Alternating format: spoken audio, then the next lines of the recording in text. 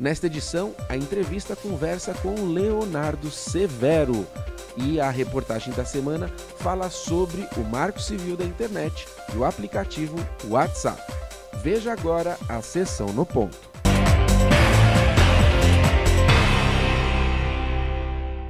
Desde o final do mês de março, está em formação uma iniciativa encabeçada pela Federação Nacional dos Engenheiros.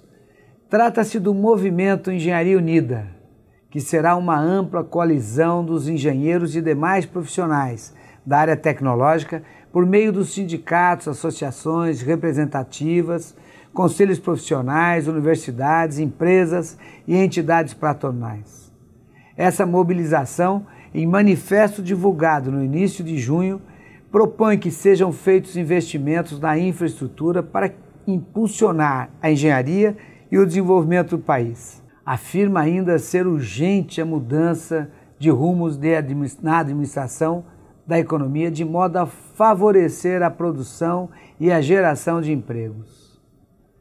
A Engenharia Unida defende também e principalmente a valorização dos engenheiros brasileiros como protagonistas do desenvolvimento. Estamos assim engajados nessa batalha em favor do Brasil e dos nossos profissionais.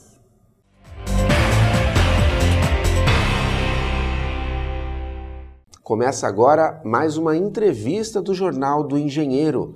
Nesta edição estamos recebendo o jornalista, escritor e assessor sindical Leonardo Severo. É um prazer recebê-lo aqui, Léo. Prazer é meu, Fábio. Bom, nós vamos falar aqui de uma obra recém-lançada pelo Leonardo, Curuguatã, Carnificina para um Golpe. Vocês estão vendo aí em detalhes o livro.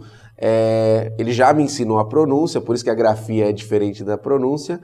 E nós vamos entender o que esse massacre proporcionou e ainda proporciona de sofrimentos para camponeses no Paraguai. Leonardo, antes, em linhas gerais, o que é essa carnificina que aconteceu nesse distrito paraguaio? No dia 15 de junho de 2012, havia uma ocupação de camponeses em uma terra pública chamada Curuguatã, onde cerca de 60 camponeses com suas famílias, mulheres grávidas, crianças, anciãos, estavam lá trabalhando a terra e houve uma mobilização de 324 policiais com helicóptero, armados com fuzis, com cavalos, com todo tipo de armamento, que inicialmente iriam cumprir uma ordem de averiguação, que logo foi transformada em ordem de despejo, sem o conhecimento do governo federal. Até porque essa terra pública estava sujeita à reforma agrária, como uma boa parte das terras do Paraguai. O Paraguai tem 40 milhões de hectares, 10 milhões desses 40 milhões, ou seja, 25% da terra é grilada, foi tomada na mão grande, foi apropriada pelos latifundiários a partir de uma distribuição completamente ilegal durante a ditadura do Alfredo Stroessner, que durou 45 anos, de 1954 a 1989. Então era uma ocupação pacífica, onde chegou essa tropa para despejá-los. O que acontece? Os negociadores, tanto da parte dos camponeses quanto da parte dos policiais, estavam se encontrando quando foram assassinados por franco-atiradores, porque havia uma intencionalidade já do governo dos Estados Unidos. Uma parte dessas tropas era treinada pela CIA, tinha vínculos estreitos com o exército colombiano, com Israel. Ocorreu, então, essa confrontação, morreram 17 pessoas, 6 policiais e 11 camponeses, e a partir disso se intensificou uma grande campanha responsabilizando o governo Lugo, tanto assim que apenas uma semana depois ocorreu o impeachment do presidente. O presidente foi afastado, criminalizado, responsabilizado por esse fato. Na verdade, eu demonstro, a partir das informações como observador internacional do caso, eu sou o único brasileiro que acompanha o caso, tem 4 anos, acompanho no Tribunal de Sentenças de Assunção, demonstro que houve uma grande armação jurídico-midiática, porque todo esse sangue derramado foi transformado em acusações completamente infundadas e que repercutiram desfavoravelmente ao Fernando Lugo dentro do parlamento e o afastaram. A urgência da nossa mobilização e do debate nesse momento é porque atualmente esses camponeses estão sendo julgados, embora já estejam há 4 anos privados de liberdade, estão agora sendo julgados e podem pegar até 40 anos de prisão, que é o que a promotoria pediu para suas lideranças. Então é um verdadeiro absurdo, né? É uma manipulação grotesca de informações, há uma tendenciosidade imensa do ponto de vista da mídia paraguaia, controlada pelo presidente Horácio Cartes. No último período, inclusive eu coloco isso no livro, eu entrevistei o secretário-geral do Sindicato de Jornalistas. O presidente comprou 7 grandes meios de comunicação, entre jornais, revistas e emissoras de rádio e televisão. Então é algo desproporcional, é a luta do tostão contra o milhão. E a conformação de uma realidade virtual, a manipulação da opinião pública, a conformação do inconsciente coletivo a partir do desconhecimento da realidade, a partir da privação de elementos que apontem para uma análise do contraditório, é infelizmente a realidade que toma conta do Paraguai hoje. Leonardo, aparentemente aí quem teve essa iniciativa de iniciar o massacre, com certeza foi quem já tinha grilado essa terra, um grupo, uma pessoa. A gente já tem quem iniciou toda essa carnificina? Então, há fortes indícios do interesse das transnacionais como a Monsanto, né, como a Cargill, que não queriam também que o governo impedisse os transgênicos e particularmente a utilização de um herbicida como o Roundup. O Paraguai hoje é um dos maiores exportadores de soja do mundo, né? E havia uma movimentação grande no sentido do governo barrar o agronegócio, porque nós tivemos uma mudança da população paraguaia nos últimos 20 anos, que 60% era rural, 40% era urbana. Hoje nós temos 60% urbano. E isso, com uma grande concentração de terra, significa desemprego, significa alimento mais caro nas cidades, significa aumento da violência nas cidades, significa um enfraquecimento da capacidade do Estado, porque o agronegócio não paga imposto, é um escândalo. O agronegócio tem os seus parlamentares que também sustentam a sua política de devastação ambiental. Então, pelo que eu vi, com essa utilização de pessoal técnico e preparado militarmente, como são esses terroristas, né, gente vinculada à CIA, treinada pelo Departamento de Estado norte-americano, e os interesses norte-americanos claramente sendo afetados por medidas populares do governo Lugo e pela própria geopolítica da região, um alinhamento, né, com as medidas progressistas que vinham sendo tomadas até então pelo governo brasileiro ou pelo governo argentino e mesmo pelo governo uruguaio.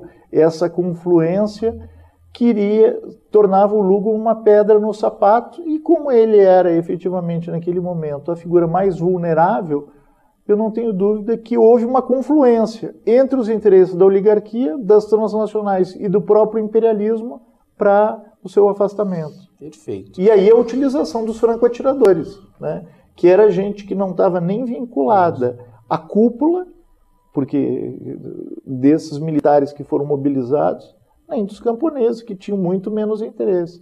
Por isso também é ridícula a imputação que a promotoria e o Ministério Público tentam lhe fazer de emboscada. Porque como que alguém com suas famílias, que interesse teria em confrontar tamanha desproporção de forças? E como está esse caso atualmente? Você disse que as famílias, muitos estão prestes a serem condenados. Como é que está essa situação hoje? Então, eu participei recentemente no aniversário do Jorgito, que tem uma criança de 3 anos que é filha de um casal de camponeses. Jorgito, ele conhece, nesses 3 anos de vida, a guarderia, que é como eles chamam a creche, do Tribunal de Sentenças. Ele sai da guarderia do Tribunal de Sentenças e vai direto para um tipo de prisão onde estão os pais, né? Digo um tipo de prisão porque foi um convênio estabelecido entre o Ministério da Justiça e a Igreja, e esse local ficam confinados os camponeses e suas famílias, só que aí eles têm responsabilidade, eles que têm que levantar grana para comerem, os seus advogados também ficam ali, é uma situação bastante complexa.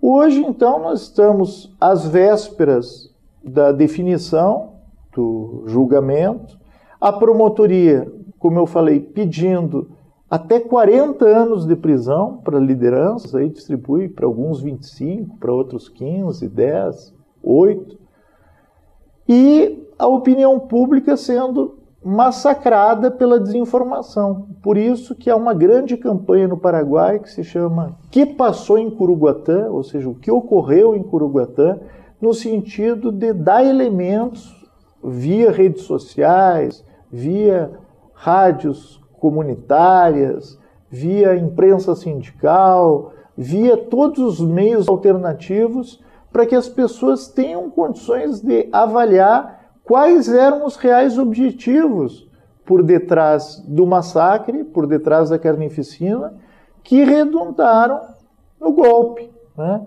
Então, para as pessoas poderem fazer essa conexão, estabelecerem, por conta das informações recebidas, elas mesmas pensarem com a própria cabeça para caminhar com os próprios pés. É isso que a grande mídia, tanto lá como aqui, não quer.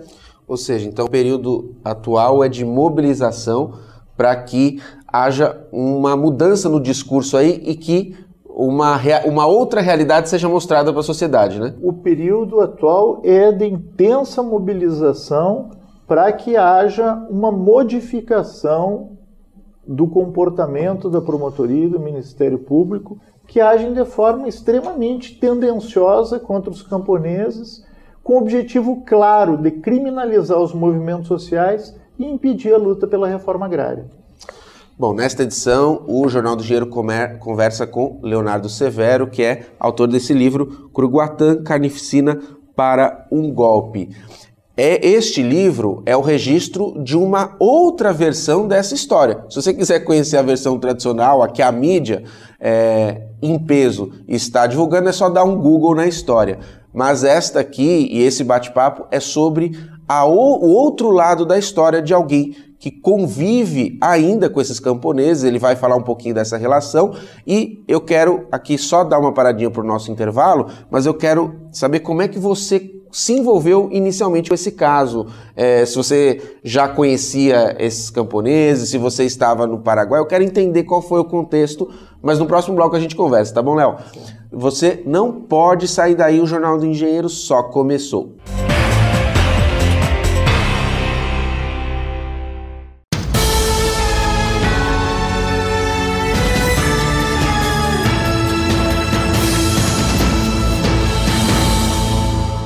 A Federação Nacional dos Engenheiros defende a formação de uma ampla coalizão unindo os engenheiros e demais profissionais da área tecnológica. A proposta é que essa aliança, chamada Engenharia Unida, possa oferecer saídas às dificuldades enfrentadas pelo país na atualidade e contribuir com o permanente avanço no futuro. O movimento Engenharia Unida foi lançado durante a cerimônia de posse da diretoria da Federação Nacional dos Engenheiros, dia 28 de março, em São Paulo. Nós estamos passando por um processo muito rico. Então não é o momento de ficar paralisado.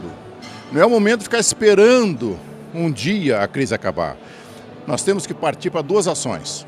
Uma reflexão forte internamente, daí a Engenharia Unida, e partir também para ações propositivas. Há uma discussão política forte, mas há também situações em que você pode agregar forças para mudar. A Engenharia Unida é um projeto que nasce na busca de unir todas as entidades de classe para juntos discutirmos o projeto para que possa desenvolver os estados brasileiros, visando sempre o bem-estar da sociedade. Estamos de volta no Jornal do Engenheiro, conversando com Leonardo Severo sobre um massacre com muitas mortes em Curuguatã, distrito do Paraguai, há 4 anos. E o mês de junho é triste porque é a efeméride desse evento terrível.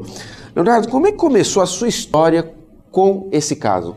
Eu participava de um fórum social no Paraguai, onde eu comecei a me apropriar de algumas transformações, ainda que modestas, paulatinas, que vinham ocorrendo, feitas pelo governo do presidente Fernando Lugo, no sentido de garantir mais recursos para a saúde, educação, particularmente o combate ao analfabetismo e o problema dos hospitais, que realmente era bastante precário, né? Então eu comecei a ver modificações para o bem, melhorias efetivas. Então, logo que aconteceu o golpe, eu tinha o contato com a Central Unitária dos Trabalhadores Autêntica do Paraguai. Os companheiros começaram a me municiar de informações dando elementos, né, e solicitando uma ajuda solidária.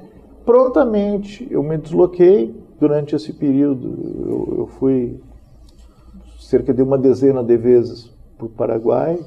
Ao total devo ter passado alguns meses, né, porque fica uma semana de uma vez, 5 dias de outra e tal. A gente foi pegando elementos, fiz amizades com o pessoal da igreja, os advogados, o pessoal do movimento estudantil, jornalistas, e muita amizade com os familiares, e comecei a ver que a história realmente não estava bem contada. Inclusive, vale a pena falar de um senhor que eu sempre procuro pegar o que a gente chama o lado humano, né? Porque uma das coisas importantes do jornalismo, eu acho, é a gente conseguir fazer essa identificação das pessoas, né? Dos valores, contar um pouco da sua história, para a gente conhecer mais do que o número frio, né? Do que às vezes a realidade relata ou retrata. Então, aquele senhor estava sempre espremidinho no canto, quieto. E aí os demais presos me disseram, não é nada em relação a ti, é que ele não fala espanhol, ele só fala guarani. E aí eles fizeram meio de campo e tal, eu fui entrevistá-lo. E ele diz o seguinte, ele não era nem camponês, ele estava pescando, né? Ele estava pescando, ele foi sair cedo, quando ele foi sair já havia o cerco dos policiais, e por conta disso faz 4 anos que ele está trancafiado, né? É um senhor de 60 anos que perdeu 4 anos da vida dele por conta de uma tremenda injustiça, de uma enorme armação.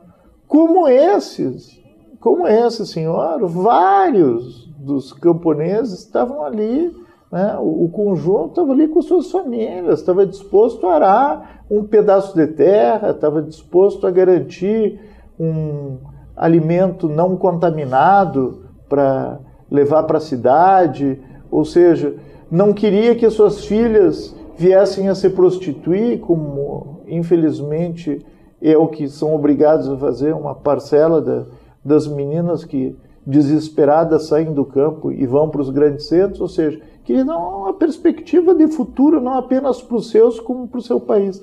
Então, o início do meu relacionamento com o caso Curuguatã foi aí. Aí, como observador internacional, eu já comecei a ver os melindres, comecei a me relacionar com o pessoal da Frente Iguaçu, né, que é o partido do Lugo, comecei a conversar com parlamentares, com senadores, com ex-ministros, e ter uma compreensão melhor do ponto de vista da geopolítica, do emaranhado de sacanagens que estava por detrás da armação. A gente vê que mudam-se os personagens, mas a história é sempre a mesma. há sempre uma tentativa de criminalizar os movimentos sociais, a luta por terra, a luta por moradia, a luta por educação, enfim. E o discurso acaba fazendo com que vítimas, em certos casos, virem condenados, culpados para a opinião pública. Nesse contexto, qual que é a importância da mídia alternativa, da imprensa sindical, ou seja, dos trabalhadores e movimentos sociais se articularem para terem seus veículos de comunicação, para também que as suas versões dos fatos possam também ganhar visibilidade? E eu pergunto, aproveitando para lembrar que você é jornalista na área, é assessor sindical na área de comunicação, para poder falar desse assunto. Se nós tivéssemos um compartilhamento de recursos entre o público, o privado e o estatal, se nós tivéssemos critérios mais justos, mais equânimes, com certeza nós teríamos condições das pessoas terem uma relação muito melhor, né? Uma relação muito mais oxigenada com a verdade e com a justiça, coisa que não existe. Então, eu acho que a importância de nós investirmos na imprensa sindical, e saúdo o Sindicato dos Engenheiros por essa iniciativa, é porque ela quebra a ditadura que infelizmente existe da voz única, né?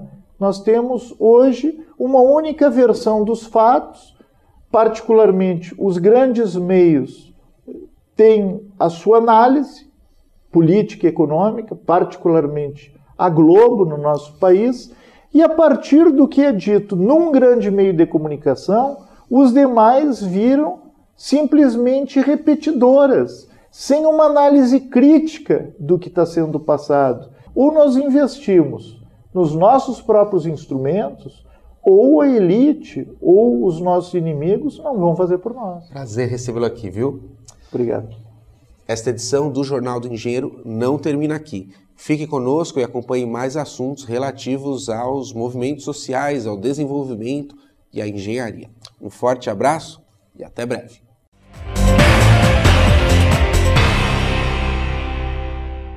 Entre dezembro de 2015 e maio deste ano, o aplicativo de bate-papo online WhatsApp, administrado pelo Facebook, foi bloqueado judicialmente por 2 vezes em todo o Brasil.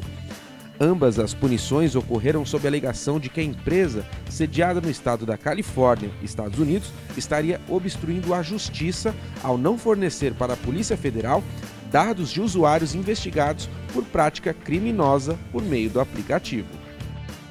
Do ponto de vista do usuário, ele pode até considerar que a atitude foi arbitrária, porque acometeu um grande número de pessoas que são usuários desse aplicativo. Porém, vou fazer um paralelo rápido para você. Imagina a seguinte situação: se você está de carro na Avenida dos Bandeirantes, aqui em São Paulo, ou na Marginal Pinheiros, e acontece um acidente. O trânsito ele é parado. Para quê? Para que desça um helicóptero e faça o resgate das vítimas. Nessa situação, vamos dizer, o Estado ele agiu com o interesse de preservar a vida. Como que ele fez isso? Fazendo o resgate de uma pessoa e interrompendo todo o tráfego. Mesmo com o tráfego interrompido, o objetivo foi salvar uma única vida, independente da situação do que afeta as demais. O grande conflito entre Facebook e Justiça brasileira se dá pelo fato de que a empresa alega não possuir as mensagens trocadas pelos suspeitos via o aplicativo WhatsApp. Em 1º de março deste ano, o vice-presidente do Facebook na América Latina, Diego Jorge Zodan, chegou a ser detido. Essas empresas têm que contribuir com a justiça, naquilo que ela tem condição técnica de fazer. Só que a justiça não pode, para defender o direito violado de um, prejudicar a vida de todos os outros. Algumas vezes a justiça ela quer informações retroativas. Qual que é o problema disso? Isso nunca foi assim no mundo analógico. Mesmo quando você fala em telecomunicações, em telefonia, você não podia pedir que as gravações fossem feitas, entregues as gravações, de 2 anos antes. Porque senão as empresas têm que guardar os dados de todas as pessoas. Isso é você desrespeitar o direito à inocência de todos os brasileiros. O Marco Civil da Internet, que regulamenta a convivência na rede mundial de computadores, foi aprovado em 2014, mas teve sua regulamentação publicada apenas em 2016. depois de bastante pressão dos movimentos sociais que lutaram pela vigência da lei. Então, hoje, a gente tem na Câmara dos Deputados, no Senado, alguns políticos financiados pelas empresas de telecomunicações, direta ou indiretamente. Uma pessoa que é financiada pelas empresas de telecomunicações, decidir quais são os direitos que o cidadão não vão ter, é muito complicado. Para o presidente da Sociedade Brasileira de Teletrabalho e Teleatividades, as tecnologias que permitem comunicações e envio de arquivos, tal como faz o WhatsApp, são cada vez mais indispensáveis.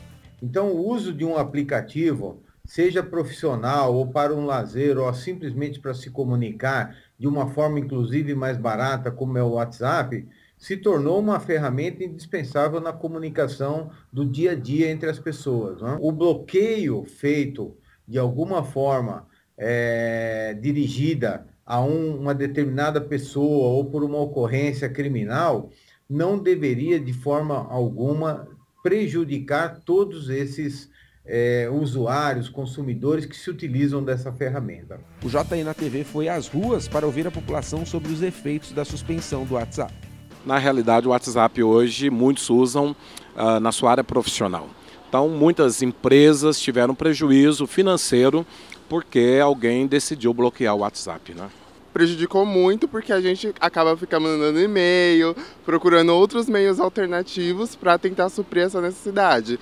E também para você comunicar com o pessoal da faculdade e tudo mais, fica bem difícil. Além de ter cortado a comunicação minha com a minha família, também outras informações em relação aos estudos, né? Entre grupos do WhatsApp. Assim, você se desconectar às vezes é maravilhoso. Como eu não saio de São Paulo, a minha forma de ir para uma cachoeira é não usar o WhatsApp, assim. Para este membro da Comissão de Direito Digital e Compliance da OAB São Paulo, o WhatsApp não pode ser considerado um serviço essencial e, por isso, pode sim estar sujeito a outros bloqueios. Nós temos uma dependência muito grande dos aplicativos hoje em dia, mas não se pode falar em tempo nenhum que o WhatsApp é um serviço essencial. Qual é que é a definição de serviço essencial? É aquele que ninguém pode ficar sem, porque se ele deixar de acontecer, você não tem ninguém que te sirva. Para você ter uma ideia, a gente pode considerar a empresa que faz o fornecimento de energia elétrica. Nós só temos uma em São Paulo. Se ela cessar o fornecimento de energia, a gente vai ficar sem aquele serviço essencial. Mas Passes ressalva que, após a regulamentação do Marco Civil, um novo bloqueio pode ficar mais difícil de acontecer.